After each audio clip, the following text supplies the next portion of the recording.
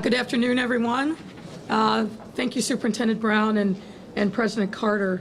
As you've heard, today is about addressing some additional resources that we believe are important and necessary to make sure that all lines on the CTA transit system, the rail lines as well as the buses, are as safe as possible.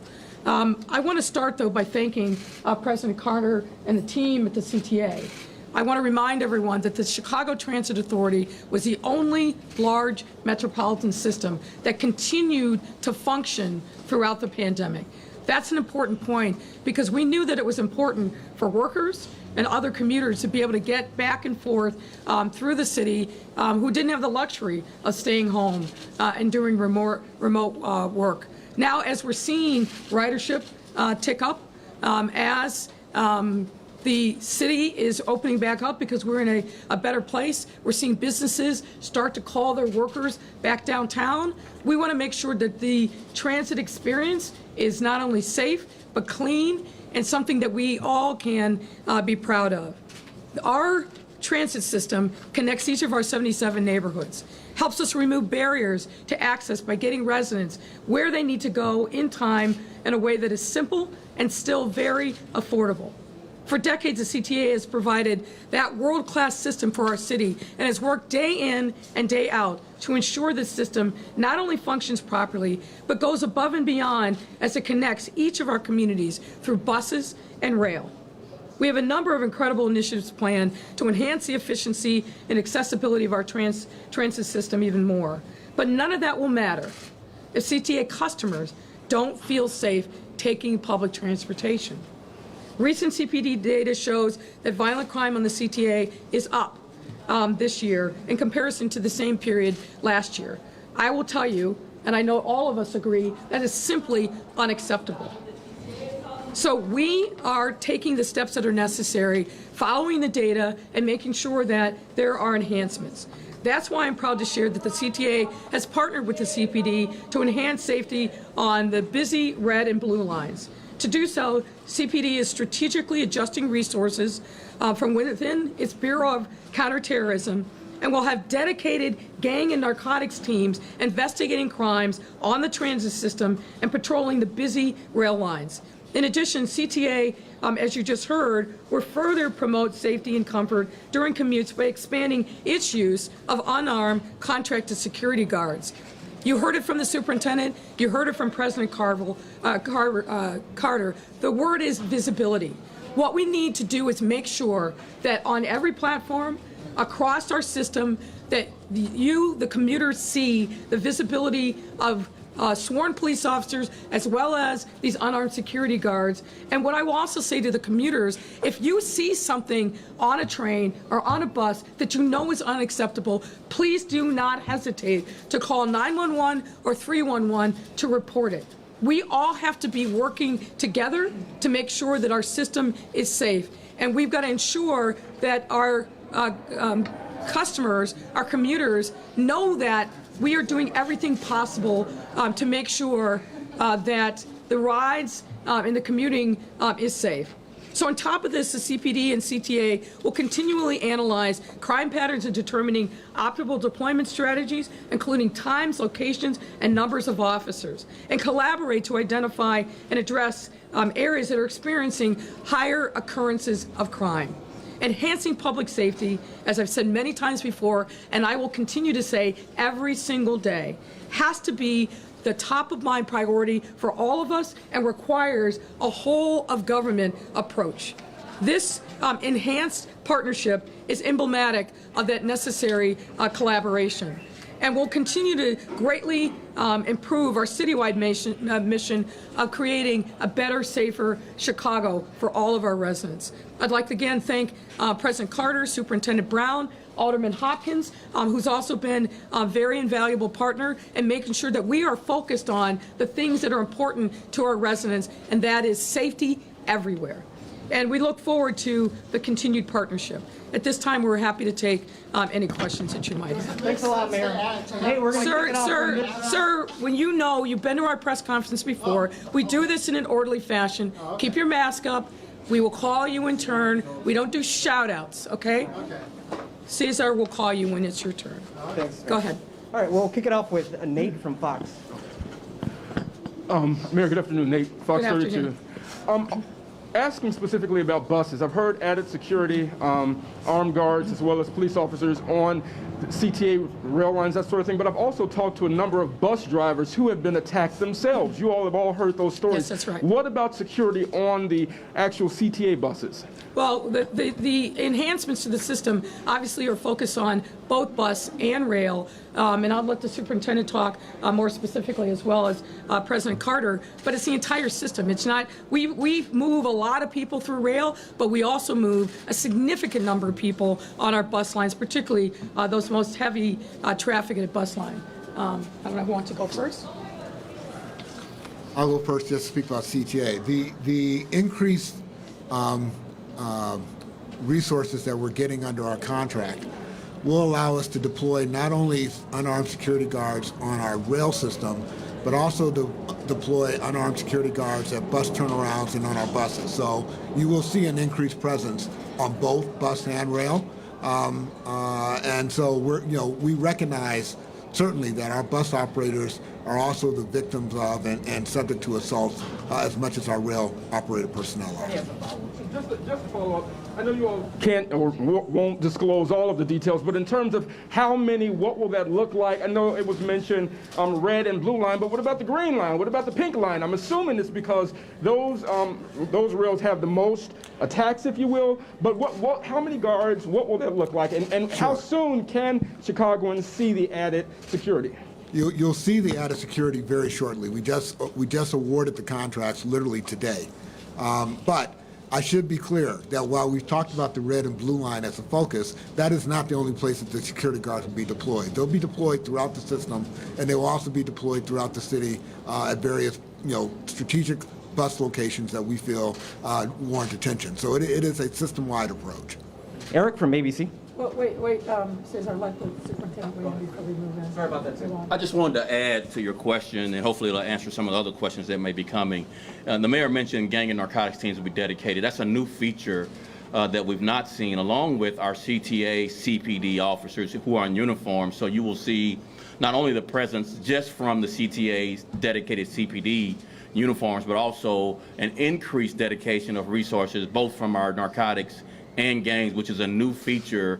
We hear complaints from the customers on the CTA that obviously they see drug dealing, they see conflicts associated with gangs. So we're trying to meet that challenge, and we're just not starting today. We have been seeing this for some time and adding resources. We're just at that point where we're seeing more ridership, and we anticipate even more ridership as things open back up, as the mayor mentioned. So we want to add these features. And the answer to the question about, well, how many do you, as much as we need to send to the CTA to make it safe, is the amount of resources we'll send. Thank you. Thanks a lot, Sue. Eric? Yeah, you mentioned you just secured the contracts today for the unarmed security guards. Is this a question? Yeah, for President Carter. How many security guards will they be able to arrest and detain, or merely contact CPD? And then also, you mentioned there is an extensive camera network that has not been a deterrent. Why will these unarmed security be a deterrent? Well, first of all, I wouldn't necessarily agree with your statement that our security cameras are not a deterrent. I think they are a deterrent. But as you recognize, it's hard to measure the crime that doesn't occur. What I can measure is the crime that does occur, and the fact that the cameras that we use in coordination with the investigations that CPD undertakes are a critical component to our ability to address, follow up, and make arrests on incidents that occur on CTA. And by definition, that also prevents future crime from those individuals who may have been involved in this. With regards to the number of security personnel, I don't want to get into exact numbers now, but I'm telling you that we're more than doubling the number of personnel that we have, and the impact that they're going to have is going to be felt system-wide. So it is a substantial increase in resources beyond what we currently have doing this work for us here at CTA. Double the current number of Yes. unarmed security? Yes, Okay. it's double the current number of unarmed security. I should also point out, they are not sworn police officers. They do not have the ability to arrest or do other things, but they work very closely with CPD and will contact and inform CPD if there's a need for them to be involved. They, in effect, become more eyes and ears on our system to look out for and to address inappropriate behavior, and where necessary, to bring CPD in to assist if that becomes an issue. All right, Joel Hillary from WGN. Hi, good afternoon. Question about the shooting that occurred on the Red Line at 63rd last night. Are there any new details as it relates to that investigation? Yes, we'll have Chief of Detectives Brendan Dinahan address that question. Thank you. So that just occurred last night, as you mentioned, and detectives are assigned to it. Currently, it's an open and active investigation. I know someone previously mentioned about cameras, but the CTA cameras are invaluable for the detectives, and we have detectives that are, embedded with CTA personnel. So currently, we have the video of that, and we're working on it. It appears that these two individuals knew each other, so this was not a random attack. But obviously, a shooting did occur. We have not been able to interview the victim at this time, but we're going to interview the victim. We're looking at video, and then we may push something out later. But it appears these two individuals definitely knew each other. Thank you. And then I had a slightly off-topic question for the superintendent as it relates to Selena Claiborne, the security guard from WGN who was killed recently. I know that there has been an arrest, but I wanted to see if you could give any more details in terms of the circumstances surrounding her death, and if you have any remarks for her loved ones and her family. First of all, condolences. There is a relationship with CPD officers to the victim as well. And so condolences to the family. Obviously, we are grieving with this family, and we are doing everything we can to hopefully bring some small measure of closure to the family with this arrest. But apparently the victim, as we've already recounted, was just trying to get gas and was confronted. Altercation ensued, and the victim was shot and subsequently passed from the shooting. The two individuals, one a juvenile, one an adult. I believe the juvenile is going to be charged as an adult, but we're awaiting that in court. Were caught subsequent to the incident happening. And again, I would just say the efforts of our officers is just extraordinary given the challenges that they face in closing these cases as quickly as they had. We're seeing a 60% clearance rate on homicides right now, which is higher than we've seen in the recent past at least. But again, the deepest condolences to the family is really our utmost concern right now, to make sure that we do all we can to bring the criminal justice system down to bear on these offenders, to send not only a message for these offenders, but to others that will commit violent crime in this city. Thanks a lot, Sue. Edith from Telemundo. Beside the safety, I was talking with a few customers from the CTA, and they also mentioned that other of their concerns is the homeless, that apparently they're more homeless, and also apparently they're using a couple of trains as a bathroom. That's the way that they say it. So your question is about homeless folks that are on the And trains. This has been a consistent. I'm sorry. This has been a consistent challenge for the system really throughout the pandemic.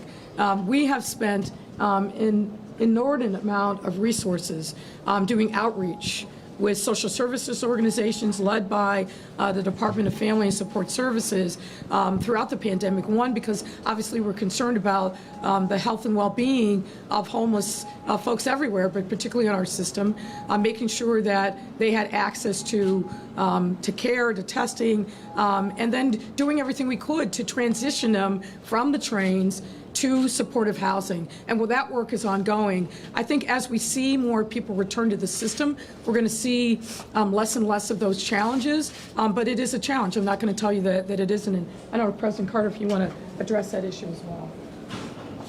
No, I think the mayor summed it up quite accurately. I have described the homeless problem as one of the most complex and challenging problems I've had to deal with in my career in public transit. And I should point out that it's not unique to CTA. This is an issue that's happening to transit systems all over the country.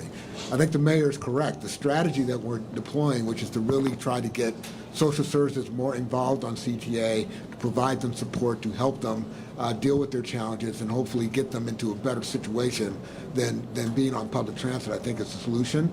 I think it's also safe to say that there's nothing good about living on public transportation. One of the other things that I'm excited about with our security guards is that part of the training that they will be receiving will be around how to de-escalate and how to deal with the homeless population, and hopefully they can provide additional support to our social service agencies in terms of identifying and working with the homeless population to get them into a better place. Kate Chappell, NBC.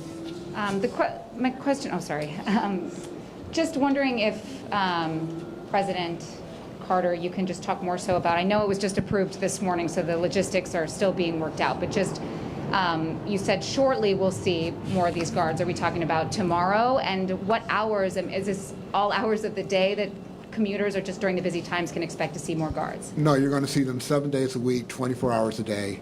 They're not going to be out tomorrow because we still have to sign the contracts and everything, but I would say certainly in the next couple of weeks, you'll start to see the additional resources being deployed. Jackie from CBS. Yeah, okay. I just want to make sure I sort of understand correctly, but will CTA riders see CPD officers on the trains, on the buses, and these unarmed private security guards, or is it the unarmed security guards who will actually be riding the trains and buses, CPD officers more so on platforms and end stations?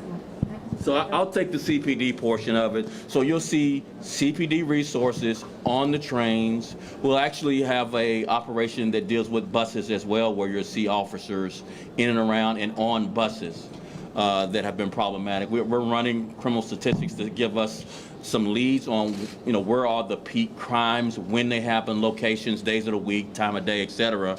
But also on the platforms, on the trains as well, working in coordination with the unarmed security.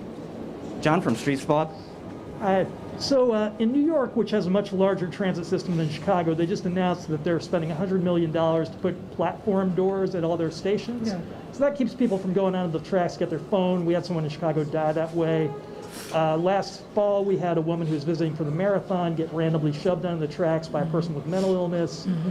They also help prevent suicides. They allow the trains to run faster. Is that something you would consider doing?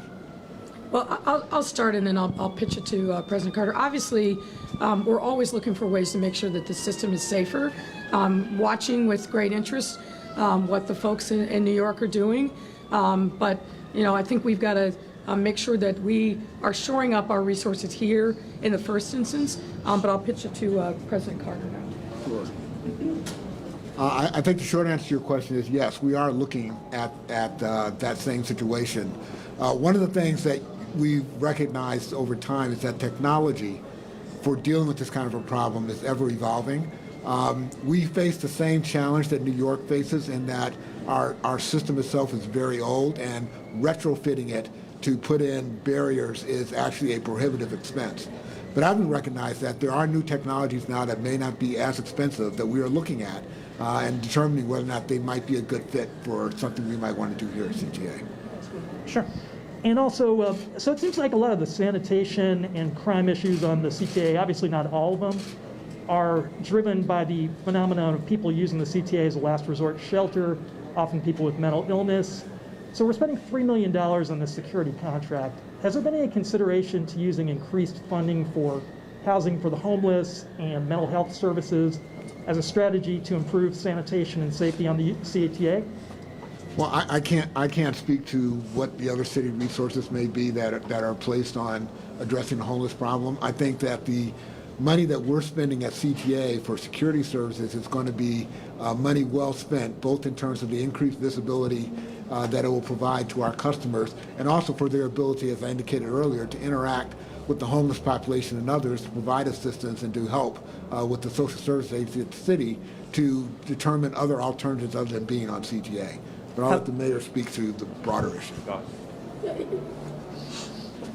What I would also say is it's not one or the other, it's both and. We have committed in our $1.2 billion investments to making sure that we continue to shore up resources both for mental illness and trauma across our city, in addition to providing additional resources specifically for homelessness prevention, as well as making sure that we're expanding our offerings of affordable and transitional housing. So I don't think it's a one solution. As President Carter said, and he's absolutely right, the complexity of homelessness in our city, but particularly those folks who have gravitated towards the transit system, is complicated. We've been working on this issue diligently throughout the pandemic, want to make sure that those folks are not going to be more vulnerable to COVID-19 infections than any other portion of our population. And we've spent a huge amount of time. There's a whole team and a strategy that is used to engage with homeless people that are on our trains, leading with our social services. And we've allocated even more resources in this budget, as we did last year. We're topping it this year to make sure that we're continuing to have a network of care to be able to engage with our homeless population all across the city, whether it's encampments, whether it's in shelters themselves, and certainly on the transit system. So we've got to do both. I don't think we say, well, $3 million is too much, let's do this. It's got to be both and. Thanks a lot, Mayor. Heather Sharon, WTTW.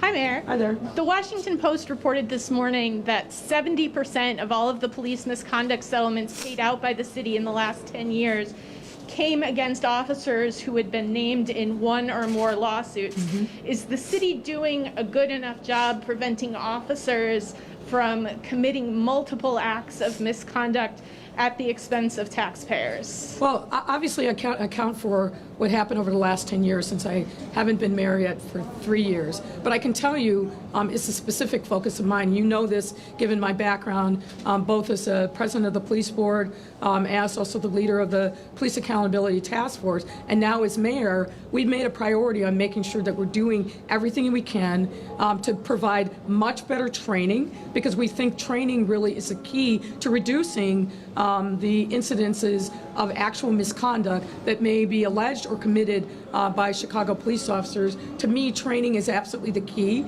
We've also got to make sure that we've got a system of accountability, that we're being fair and even-handed with honest mistakes, but we have no tolerance for people who are intentionally engaging in misconduct. That's a critical part of what the superintendent and I believe around police reform and accountability. It's also mandated as part of the consent decree. And then beyond that, we are spending a significant amount of time looking at the allegations that are being brought in lawsuits, and there's a team of people that meet on a regular basis in the law department, the CPD, and elsewhere to determine what's going on here. Is this a fail of training? Is it a fail of supervision and leadership? Is it a fail of policies? When we get these allegations that come in from lawsuits. So we spend a lot of time doing the analysis that's necessary so that we have a feedback loop, both in terms of particular officers, particular units, supervisors, and whether or not our policies are really matching up with the realities of what's happening on the ground. I don't know, Suf, if you want to add to that or not. Yeah, I think one of the things we've consistently emphasized is training, training, training. I mean, we started, if you go back 10 years, most of those 10 years, we had 0 required training for officers ongoing that were veteran officers. And we're at 40 hours for each officers annually. So that's a significant improvement from just a year and a half ago, in addition to policy compliance with the consent decree that really was the basic baseline for improving officer behavior as it relates to not only misconduct but civil litigation subsequent to that conduct. So I think that we're well on our way to continuing this effort of minimizing civil litigation while improving our policies and training for our officers. And I have a question from Greg Pratt of the Tribune for the mayor. Can I just add? I think it's also important for us to kind of step back. This is probably the most challenging time in the history of policing in this country to be a member of the police. Everything that they do is hyper scrutinized, because people are walking around with literally, incredible cameras on their phones everywhere. We were talking about the camera system in the CTA. We have a network of cameras all over our city that help us, but also magnify events that happen. It's really hard to be the police now. So that's why I draw this differentiation, which I think is important, between honest mistakes that can be addressed through training and coaching, and those of intentional misconduct. We cannot paint with a broad brush. I think we make a mistake if we do that, but obviously all of us have to step up and are held to a higher standard because of, I think, the time that we are living in, and we want to make sure that our officers are supported, that they can do their jobs. They do their jobs with good training around all of the different efforts that are necessary to be the police in this difficult time. But also, again, if we're seeing a pattern of misconduct, that we jump on it as quickly as possible. So we don't continue to see what we've seen over the last 10 years, almost $1 billion in payouts and settlements, judgments, and attorney's fees. That money would be better spent, obviously invested in our neighborhoods and on other things that help strengthen our city. And Greg Pratt wanted to ask about the lawsuit filed by the former Park District lawyer. Do you deny making the remarks that he quoted you as saying, and do you believe that you owe Chicago's Italian-American community an apology? Well, I addressed that last week. What I find interesting is allegations by a plaintiff lawyer who wants to frankly shake us down for money are taken as having a level of credibility which I don't think that they warrant. I addressed this in a very, I thought, robust statement on Friday, which I will repeat here.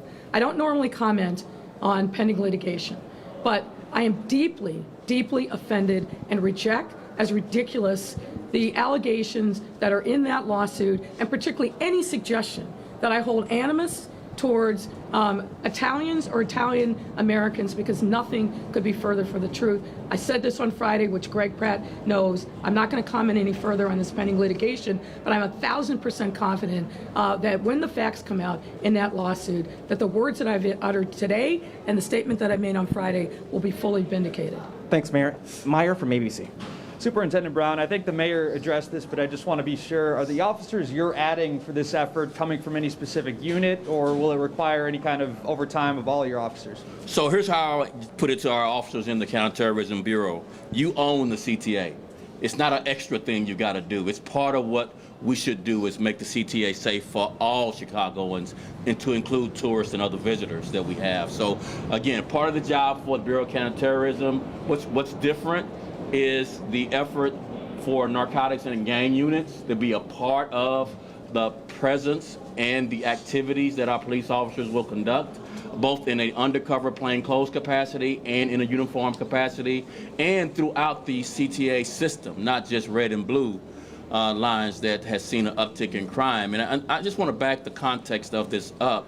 These last 8 weeks, the first 8 weeks of this year, we've seen an uptick. But last year, 11% decrease in crime on the CTA. So, we're getting on top of this. We recognized it at the beginning of the year, but we're continuing to evolve our efforts to meet the challenge of public safety on the CTA and across the city and neighborhoods.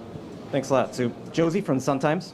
Yeah, so who made the decision to pull the officers who made the arrest involving Chief Talley's car from the street, and why? I made the decision. We forwarded the investigation to the Inspector General. We are not commenting any further on the investigation. The why is, until we fully understand all of the conduct of every officer involved, is why we pulled them. And we'll take whatever action the Inspector General's report reveals. Is it common to drive a car to a police facility and then bring it back to the scene of an arrest without being impounded? So I'm going to say it again for the back of the room. We're not commenting any further on the investigation until the independent body, the Inspector General's officers, conducts the complete, full investigation. It would be inappropriate to comment, to innuendo, to gossip or rumor, because that's what this is. Until the Inspector General's investigation is complete, all of it is conjecture, innuendo, gossip, and rumor. And we should refrain from that until all of the facts are revealed by an independent body, the Inspector General. Thank you. Superintendent, Mayor, thank you. That's a wrap, everyone. Appreciate it. We got a question here. Thank you very much. I can hold it. Do you want me to wear my mask while I'm wearing? Oh, okay. Sorry about that. So, Mayor, I'm just going to tell you, you're blocking one of the cameras. well, I'm asking a question if you don't mind. Okay. Do I wear a mask while I'm asking a question? Is that okay? Why don't you answer the question? Mayor Lightfoot, during the out-of-control race riots in Chicago in 2020, you were seen marching around with a fist in the air. You were heard making anti-police comments. Now we have violent criminals who believe that they own the streets of Chicago. We have experienced police officers who have actual on-the-street experience arresting violent criminals, just throwing up their hands and retiring early. Is there a question, sir? Yeah. Do you feel that what you is it? are? Let's get to it. Do you feel that the citizens of Chicago who have lost faith in you are correct and that you should retire immediately? So there's a lot of misstatements in what you said. Okay. There were no out-of-control race riots in the city of Chicago in 2020. And sir, let me just, you asked your question. If you want an answer, you make a speech, but you don't want me to respond. So now I'm going to respond. Your characterization of what happened in this city in the summer of 2020 is a gross characterization of what actually transpired. So I don't even know where to begin to start to deconstruct the myths and the facts and the outright mistruths in your statement. We had a challenging time in the summer of 2020, as did almost every city in the country. Our officers responded to a historic civic outcry, and as you remember, during that time, we had three things that were happening. Peaceful protests that got hijacked by vigilantes who tried to disrupt and came for a fight with the police, and we saw that play out, unfortunately, way too many times, as well as organized gangs and criminals that were engaged in retail thefts. I think the police department rose to the occasion and handled this unprecedented circumstance as best they could. And once again, sir, you're blocking camera, but I guess you don't care about that. So I think that's probably as much as your question warrants. Thank you all. Thank you, Mayor. Thank you, everyone. Have a great one. Thanks, Mayor. Thanks.